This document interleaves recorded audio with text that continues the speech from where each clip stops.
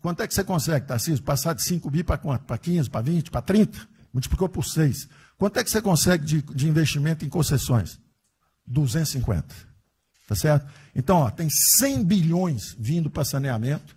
Tinha 100 bilhões que viriam, as 17 maiores petroleiras do mundo viriam para a nossa cessão onerosa, 100 bilhões de cessão onerosa, 100 bilhões de mineração, 100 bilhões de saneamento, 230 bilhões de concessões, 500 bilhões. Cadê o dinheiro do governo para fazer isso? Não tem. Então, quem está sonhando é sonhador. A gente aceita. Politicamente, a gente aceita. Vamos fazer todo o discurso da desigualdade, vamos gastar mais, precisamos eleger o presidente, mas o presidente tem que pensar daqui a 3 anos. Não é daqui a 1 ano, não. Tem muita gente pensando na eleição desse ano. É só a observação que eu faria. Eu estou fora de eleições municipais. Só um minutinho. A ideia aqui, ninguém falou em investimento público por enquanto. Inclusive, nós falamos ali em investimento... Falamos, inclusive, em investimentos privados. O que tem que acontecer é o seguinte, eu estou vendo o plano de toda gente, nós temos que sentar aqui. Isso, e aí, a imprensa, fundamental, a economia, fundamental. Exatamente o que pode, o que não pode. Fundamental a coordenação. Até para não apresentar. sair na imprensa o que está saindo. Porque saiu na imprensa assim, plano Marshall e economia está fora. Quer dizer, alguém foi para a imprensa e falou, ó, vê um plano Marshall aí e a economia está fora. Quer dizer, enfraquecer o nosso discurso no momento desse é uma tolice, é um atentado contra nós mesmos. Espera um pouquinho, dá licença um pouquinho. Questão da imprensa. Eu acho que eu resumi hoje na frente do Palácio em 20 segundos. Eu não vou falar com vocês, que vocês não deturpam, vocês inventam. E potencializam. Tem que ser o papel de cada um. Não pode um sair daqui no cantinho, foi mais ou menos isso. Não pode falar nada, tem que ignorar esses caras. 100%. Senão a gente não vai para frente.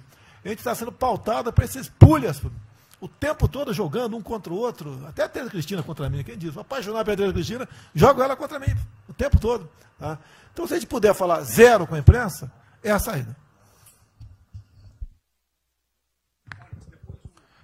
Bom, eu vou ser muito rápido aqui, general. Primeiro, parabéns.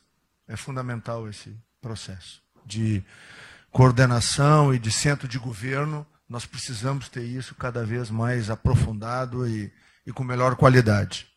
Segundo, eu quero, não precisa, mas eu quero me somar a essa visão do ministro Paulo Guedes, porque, vamos lá, nós recebemos o governo com 36 mil obras paradas. Oriundas da onde? Do PAC. Só para lembrar. O Abraão tem não sei quantas mil creches. 3 mil creches paradas que somam nessas 36. Então, o que nós trouxemos para o Brasil e como é que nós começamos o ano? E eu vou lembrar, presidente, o senhor sempre disse, é muito triste ver um brasileiro chegar no exterior e ser recebido com o manto da desconfiança. Pois nós passamos, Paulo Guedes, o ano todo, Tarcísio, Tereza, Bento, o nosso ministro Marcos Pontes e outros, andando pelo mundo e fazendo o quê? Vendendo o Brasil. Terminamos o ano, lembra do número, 482 bilhões de investimentos para os próximos 20 anos. Uma boa parte, mineração, petróleo, por aí vai. Recebemos 90 bilhões de bônus de outorga. Nós temos 10 bilhões de dólares do governo da Arábia Saudita que precisa definir onde é que vai botar. Mas o príncipe autorizou. São 50 bilhões de reais a dinheiro de hoje. Então, eu tenho convicção de que nós temos que continuar fazendo o que a gente vinha fazendo. Ou seja, aprofundando a participação da sociedade. Nós temos uma coisa emblemática aqui, que é a Lei da Liberdade Econômica, que pela primeira vez na história do Brasil, desde que o Brasil é Brasil, o cidadão diante do Estado tem razão até que o Estado prove ao contrário. Foi isso que fez os americanos, que há 200 anos atrás eram muito mais pobres do que nós, ser muito mais ricos do que nós. Então, o aprofundamento são sim das reformas, é sim ousar e ter uma reforma tributária que baixe imposto no Brasil, reduz a carga tributária, estou falando sério. A gente nunca discutiu isso entre nós. Mas isso tem que caminhar para isso. Por quê? Porque aí nós damos fôlego à iniciativa privada para que ela faça o que tem que fazer e nós vamos ser mediadores desse processo. Apenas. E sinceramente, eu acho que todo o nosso esforço nos próximos dias tem que ser como é que nós mantemos a nossa linha, porque nós terminamos o ano, ministro Ernesto, ministro Tarcísio. O senhor foi recebido na Federação das Indústrias Alemãs com um slide que mostrava a 163 os caminhões atolados e a 163 pavimentado. E o presidente que coordenava aquele momento, eu estava lá me aguardando, voltando da Rússia, disse ao senhor, o que vocês brasileiros fizeram que nós não acreditávamos que vocês recuperaram a confiança e estão fazendo tantas funções. Então, presidente, só para concluir, 100% nessa linha, mas que a gente não perca o foco original, porque por onde a gente estava caminhando, nós recuperamos a confiança externa e externa. Fomos acometidos de algo muito grave, que é uma doença, e que foi levado ao paroxismo da histeria, porque serve o interesse de muitos, os mais variados, eu não vou aqui detalhar. Mas, sinceramente, temos que rapidamente voltar ao que nós estamos fazendo, porque nós estamos no caminho certo, e a prova disso é que todo mundo voltou a olhar para esse conhecimento. Bom, eu vou partir do princípio que todos que estão aqui são bem intencionados e querem bem o Brasil. Tá? Então, nós acreditamos em teoria da conspiração e ninguém quer solapar os alicerces da República nem abalar a administração do presidente Bolsonaro. Eu quero lembrar a todos que não existem verdades absolutas. Por favor, vamos refletir. O que está acontecendo hoje no mundo não tem parâmetro nos últimos 100 anos. O que está acontecendo hoje no mundo vai permitir, de acordo com a FMI, foi a previsão de uma semana atrás, de uma diminuição de quase 3% do PIB mundial, no caso do Brasil, mais de 5%. Não tem parâmetro. Em situações extraordinárias, remédios extraordinários de forma circunstancial.